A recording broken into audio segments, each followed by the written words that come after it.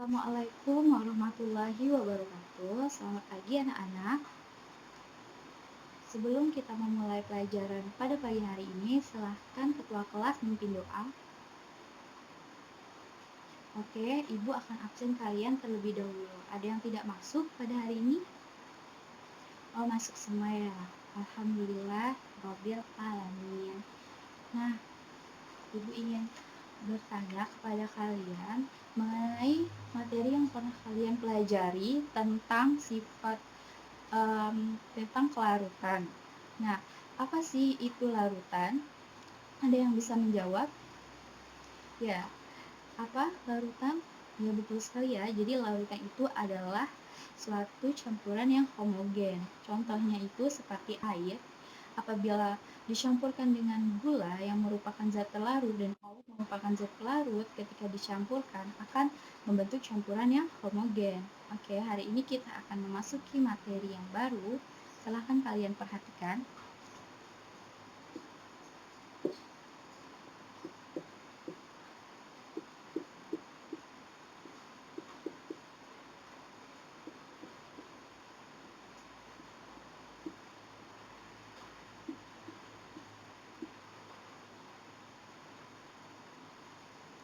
Nah, Ibu ada dua larutan, di sini ada NaOH dan ada KCl. Nah, coba kalian lihat, di sini NaOH dan KCl-nya ini memiliki konsentrasi yang sama dan berat yang sama. Nah, coba kalian lihat. Nah, jadi Ibu ingin bertanya, apakah kedua larutan ini memiliki kesamaan? Tidak, yakin. Nah, sekarang Ibu tinjau ya. Dari segi pH, bagaimana pH kedua larutan ini? Ya, pH larutan ini berbeda ya, di mana KCl itu bersifat asam yang pH-nya di bawah 7 dan NaOH itu bersifat basa yang pH-nya itu lebih dari 7. Oke, jadi kalian tinjau dari mana kesamaannya? Ada yang tahu? Ya, coba kalian tinjau dari titik didih dari kedua larutan tersebut. Silahkan, ada yang tahu? Ya, kamu berapa titik didih larutan HCl? Ya, 101,04. Benar ya? Kemudian titik didih dari NaOH? Ya, sama ya. Jadi titik didihnya 101,04. Kemudian dari titik baku, kita tinjau dari titik baku, kira-kira ada tidak memiliki kesamaan? Ya, titik bakunya berapa? Ya, min 3,72. Apakah kedua larutan ini sama? Oh iya, sama ya. Nah, ini menunjukkan bahwa kesamaan larutan ini kita tinjau dari titik baku dan titik didih suatu larutan. Nah, titik didih dan titik baku ini berkaitan dengan sifat koligatif larutan yang akan kita pelajari pada hari ini. Tetapi, titik didih dan titik baku ini bukan merupakan sifat khas yang dimilikinya, melainkan sifat khas dari sifat koligatif larutan itu seperti kenaikan titik didih, penurunan titik baku, penurunan tekanan uap, dan tekanan osmosis. Nah, Ibu ingin bertanya lagi kepada kalian, coba kalian perhatikan video yang ingin Ibu tampilkan. Cups of water, place about a tablespoon of salt in one of the cups. Place both cups in the freezer. Check each cup about every 10 minutes. You can notice that the cup of water without salt freezes first. Now take 2 ice cubes out of the freezer. Place the ice cubes on separate plates and sprinkle salt on one ice cube. Which ice cube will melt first? The ice cube with salt will melt. Nah, dari video tersebut, apa yang bisa kalian lihat? Mengapa sih kok larut murni kok lebih cepat membeku dibandingkan suatu larutan yang ada isi zat terlarut dan zat pelarutnya? Ada yang bisa menjawab? Oke, Ibu jelaskan ya sedikit, bahwa, suatu pelarut murni, yang, dapat, membeku karena, tidak terhalang oleh partikel-partikel oleh zat terlarut sendiri, sehingga jarak antara partikel-partikelnya itu dapat jaraknya semakin dekat dan saling tarik-menarik, sehingga dia akan cepat mengkristal atau cepat membeku. Sedangkan si larutan tadi terdapat zat terlarut yaitu si gula yang menghalang si partikel-partikel si air ini untuk saling mendekat dan berinteraksi, sehingga dibutuhkanlah suhu yang lebih rendah lagi sehingga partikel-partikel tersebut dapat saling mendekat, saling tarik-menarik seperti itu. Nah, proses penurunan dari suhu tersebut disebut dengan penurunan titik beku larutan yang akan kita pelajari pada hari ini. Nah, adapun tujuan pembelajaran kita pada hari ini adalah jadi, melalui pendekatan saintifik, model dari discovery learning, peserta didik mampu menjelaskan pengaruh penambahan zat terlarut terhadap penurunan titik beku suatu larutan dan dapat menghitung penurunan titik beku larutan berdasarkan data yang telah diberikan. Selain itu, peserta didik juga diharapkan memiliki sifat kerjasama, sifat jujur, percaya diri, dan memiliki sikap disiplin. Nah, selanjutnya, Ibu ada video, silahkan kalian perhatikan. Why do we add salt to icy roads? If you live in a snowy city, trucks adding salt onto icy roads might be very familiar to you. But do you know why salt is added to icy roads? You will find that out in next few minutes. Rock salt is mostly used to melt ice since it's less expensive and readily available. Rock salt, which is formed by the evaporation of ancient seas, is mined from underground as a dry crystal salt. Do you know how much salt is used in the United States per year? More than 20 million tons of rock salt is added onto the roads each year in the United States. Downside of salt is its negative impact on the environment. Salt is a very corrosive material and it directly affects the vegetation.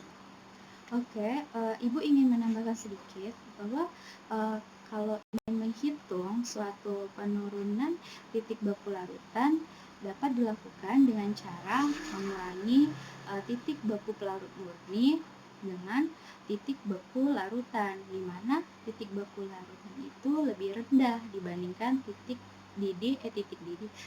beku pelarut murninya. Adapun rumusnya seperti yang Ibu tuliskan di papan tulis bahwa delta TF itu sama dengan TF derajat dikurang TF, di mana delta TF ini penurunan titik beku dan ini merupakan titik beku pelarut murni dan ini merupakan titik beku larutan. Kemudian penurunan titik beku dapat dihitung dengan rumus KF dikali M, di mana KF tersebut adalah ketetapan sebuah penurunan titik beku molal dan M merupakan molalitas. Oke, dari video tadi silahkan kalian membuat beberapa pertanyaan yang terkait dengan video tersebut. Kemudian silakan kalian mengerjakannya secara berkelompok. Kalian membentuk kelompok 2 orang, 1 kelompok. Kemudian di LKPD nanti Ibu akan membagikannya, di mana nanti Ibu bagikan dengan lembar penilaian self assessment dan peer assessment-nya ya. Oke, di mana Ibu ingin menerangkan bahwa di LKPD nanti kalian akan mengisi yang namanya rumusan masalah, kalian isi, kemudian kalian isi hipotesisnya, kemudian kalian kumpulkan datanya, terakhir baru kalian simpulkan. Ibu beri kalian waktu 5 menit ya untuk berdiskusi, silakan.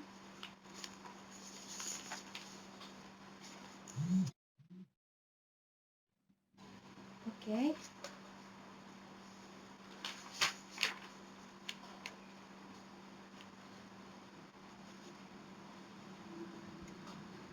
Oke, ada yang ingin bertanya? Ya, kamu kenapa?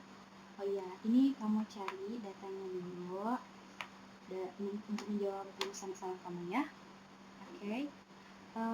Oke, silahkan yang sudah selesai dikumpulkan. Waktunya sisa 1 menit lagi. Oke, udah semua ya. Oke. Silahkan kalian ambil lagi. Kalian presentasikan di depan ya. Ayo coba kamu presentasi ke depan. Ya, silahkan. Desi.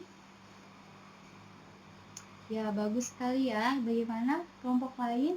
Sama jawabannya? Sama. Tepuk tangan dulu untuk Desi. Bagaimana? Ridwan, kamu mau maju? Oke, silahkan. Bagaimana yang lain? Sama. Tepuk tangan untuk Ridwan. Oke, jawaban teman kalian udah bagus-bagus semua dan hitungannya benar ya. Jadi ibu ingin tambahkan tuh bahwa di daerah yang mengalami musim salju tuh setiap terjadi hujan salju maka jalanan tuh akan dipenuhi oleh es salju. Lapisan salju di jalan tadi dapat mengakibatkan kendaraan tuh tergelincir sehingga perlu dibersihkan. Untuk mengatasinya tadi jalanan bersalju tersebut ditaburi dengan campuran NaCl dan CaCl2. Penaburan garam tersebut dapat mencairkan salju. Semakin banyak garam yang ditaburkan, semakin banyak pula es yang mencair atau salju yang mencair. Kan hasil dari yang teman kalian kerjakan benar ya. Menyimpulkan materi pembelajaran kita pada hari ini. Ya, silahkan kamu. Ya, benar sekali ya. Jadi Ibu tekankan sekali lagi bahwa proses pembekuan suatu zat cair dapat dilakukan dengan menurunkan suhu si larutan tersebut.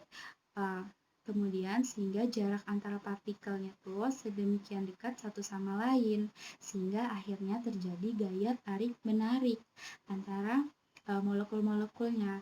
Kemudian adanya zat terlarut di dalam sebuah pelarut membuat pergerakan si molekul-molekul pelarut itu terhalang sehingga untuk lebih mendekatkan partikel-partikel atau molekul-molekulnya itu diperlukan suhu yang lebih rendah. Inilah yang disebut dengan penurunan titik beku. Kemudian ketika sebuah zat terlarut dicampur dengan zat pelarut akan menjadi sebuah larutan, akan membuat titik beku pelarutnya tuh mengalami penurunan karena titik beku sebuah larutan tuh rendah daripada titik beku si pelarut tersebut karena untuk hal ini terjadi tuh pelarut tuh harus mencapai titik beku terlebih dahulu, kemudian baru diikuti dengan titik beku si larutan tersebut. Kemudian kita tinjau dari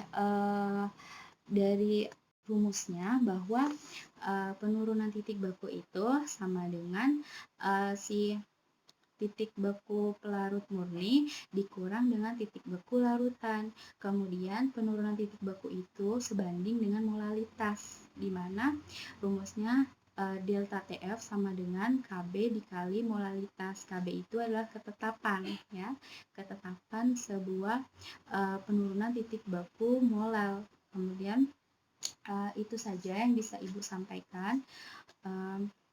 Sebelum mengakhiri pelajaran pada pagi hari ini, Ibu akan melakukan post test. Silahkan Ibu beri waktu 5 menit. Oke, silahkan dikumpul. Terima kasih telah mengikuti pelajaran pada pagi hari ini. Ibu mohon maaf jika terdapat kesalahan karena kesempurnaan hanya milik Allah Subhanahu wa Ta'ala. Ibu akhiri, wassalamualaikum warahmatullahi wabarakatuh.